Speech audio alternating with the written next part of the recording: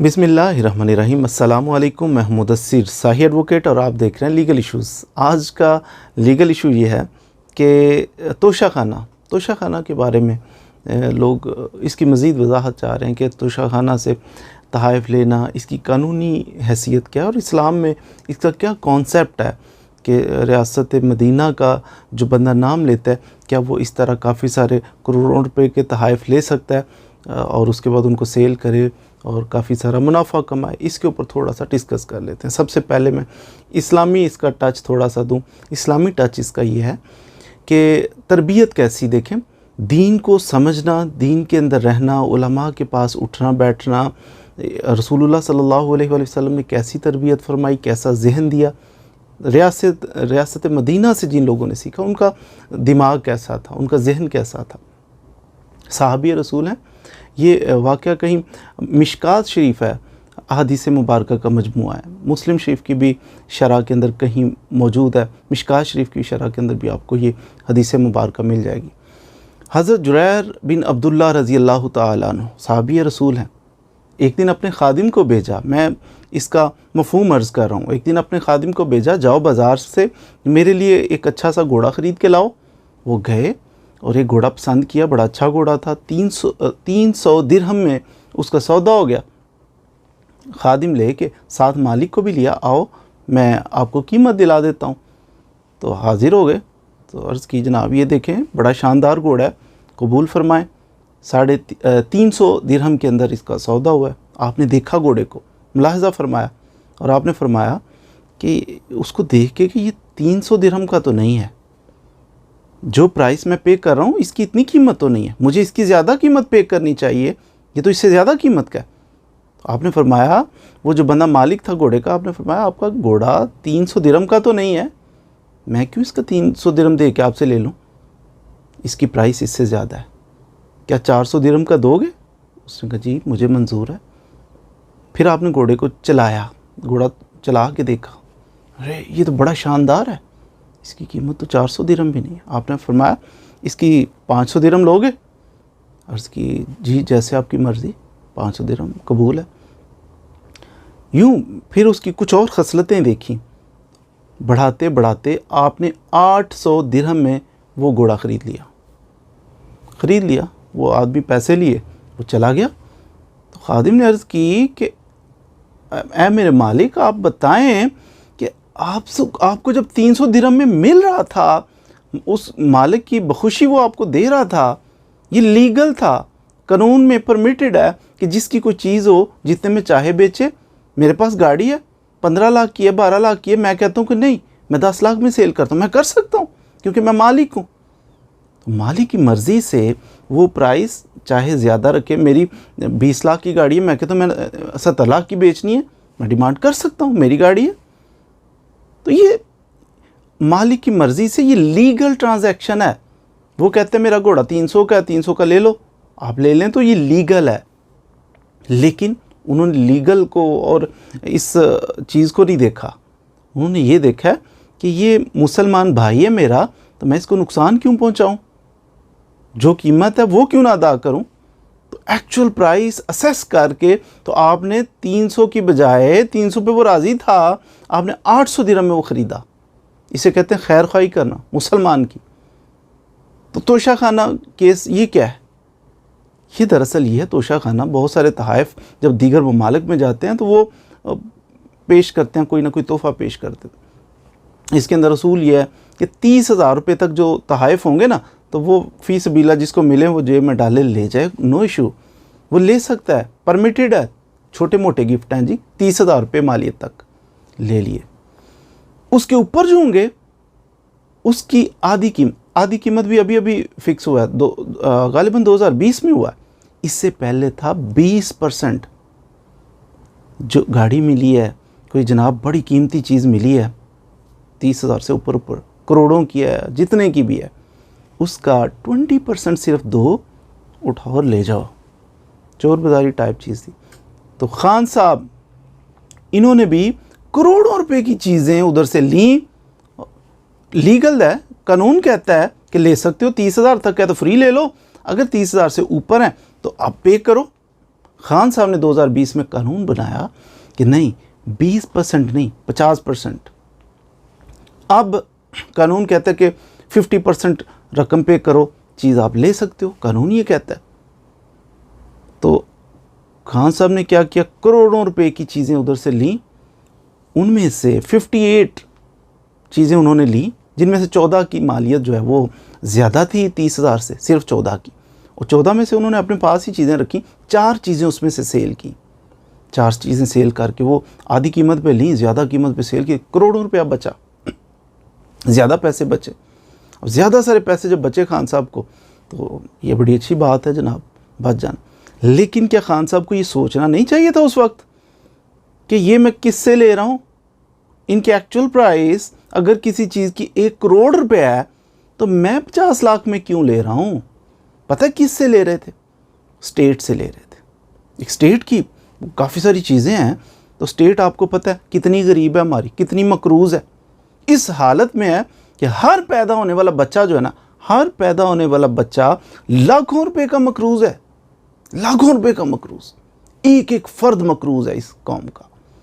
तो इस कंडीशन में क्राइसिस के अंदर, इंतहाई क्राइसिस के अंदर जब एक स्टेट है, तो उसके सरबराह को चाहिए कि वो करोड़ों रुपए के ले डबल करके बेच दे, या उसको ये चाहिए कि करोड़ों रुपए के बेचे और सारी वो स्टेट को फ़ायदा पहुंचाए, या अपने पास खुद ले ले, जी मैंने परचेज, कानून कहता है मुझे इजाज़त मिल गई है कानूनी तौर पर, और उसको डबल करके बेच के ढेर सारे पैसे उसके पास आ जाए। तो ये रियासत मदीना का कॉन्सेप्ट से थोड़ा सा तजाद आ रहा है इसमें, कि रियासत मदीना तो इस चीज़ का नाम नहीं है, रियासत मदीना एहसास का नाम है।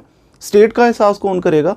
स्टेट को दे देते, प्रेसिडेंट सेट करते, क्यों 50% पे वो लेगा? 80% पे क्यों नहीं लेगा? 80% पे चली जाए चीज़, हाँ कर लें, जब तक हमारा मुल्क का कर्जा नहीं उतरता तब तक आप इसको 90% पे ले जाएं, 90% प्राइस पे करो और आप वो चीज़ें ख़रीद लो। जब कर्जा उतर जाएगा, हम बड़े खुशहाल, आप स्टेबल कर लोगे इकॉनमी को, उसके बाद आप फ्री में ले लेना, जो जिसको तोहफ़ा मिले आप फ्री में रख लें। लेकिन जब इतने क्राइसिस के अंदर हमारा मुल्क है, तो उस हालत में फिर 20%, वो 20% पे लेते थे, आपने, बहरहाल डिफरेंस थोड़ा सा है, वो 20% दे के सारा कुछ उठा के बोरे भर के ले जाते थे, आपने 50% दे के काफ़ी सारी चीज़ें उठा ली। अब ये फ़र्क क्या हुआ उनमें और आप में?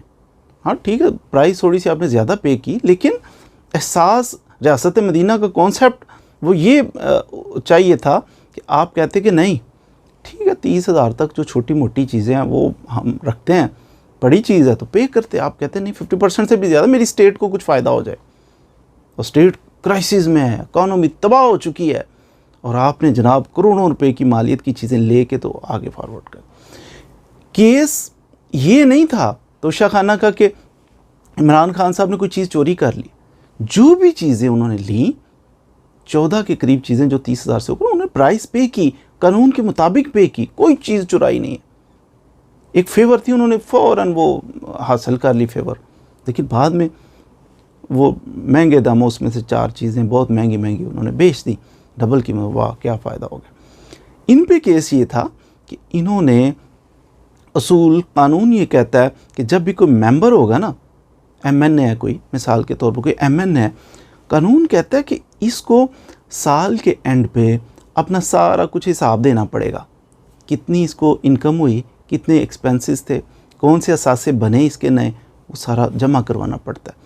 तो इलेक्शन कमीशन ने कहा कि वो जो चीज़ें इन्होंने 2-4 बेची हैं उसके बारे में इलेक्शन कमीशन को नहीं बताया। अगरचे इमरान खान साहब ने जो चीज़ें परचेज़ की वो उन्होंने सेल की, लेकिन अपने इनकम टैक्स रिटर्न के अंदर हर चीज़ क्लियर, क्रिस्टल क्लियर उन्होंने मेंशन की। ख़रीदना तोशा खाना से, इस पे किसी को कोई इतराज़ नहीं है, लीगल है, कानून के मुताबिक ही ख़रीदा। फिर इधर एतराज़ ये बना, इलेक्शन कमीशन ऑफ पाकिस्तान ने जो किया, उन्होंने कहा कि वो इधर बस, वैसे ये भी एक बात है, बहाना नहीं बनाया इलेक्शन कमीशन ने, क्रिस्टल वो ख़रीदा है उसने, ख़रीद के कोई ब्लंडर नहीं किया, कोई चीज़ चुराई नहीं, कोई उसने ख़यानत नहीं की, कोई चीज़ उसने ख़रीदी बेची और उसने अपने अकाउंट सारे शो किए, FBR के पास भी और हर जगह उन्होंने शो किया।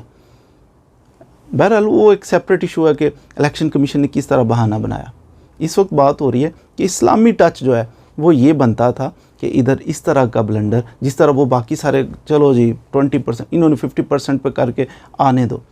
अगर आपको ज़रूरत थी किसी चीज़ की आप रखते, फिर भी बात, चीज़ उधर से लेना आधी कीमत पे आगे महंगे दामों बेचना, ये क्यों? एक बड़े आदमी को ये जेब देता है। बहरहाल हम लोग जब क्रिटिसाइज़ कर रहे होते हैं, जब बात कर रहे होते हैं, मिजाज बन गया कौम का कि हर बंदा वो अपने अपने लीडर को, सियासी लीडर को, मुल्क को बालाए ताक रख के तो अपने अपने सियासी लीडर की हमायत कर रहा होता है। नून लीग वाला है तो उसकी आंखों में एक बड़ी सी पट्टी बनी हुई है, पीटीआई वाला है उसकी आंखों में बहुत बड़ी पट्टी बनी हुई है, पीपल्स पार्टी वाला उससे बड़ी पट्टी बनी हुई है। यानी अपना जो भी करेंगे ना, पीटीआई वाले हैं, नून लीग वाले हैं, आप पीपल्स पार्टी वाले हैं, तो क्या ये सारे एमपीए, सारे एमएनएज दूध के दूल्हे हुए हैं? हम लोगों में से ही हैं। तो जब हम लोग नीचे एज ए नेशन ही सारे तकरीबन बिगड़े हुए हैं, तो ये ऊपर भी हम में से ही जाते हैं ना।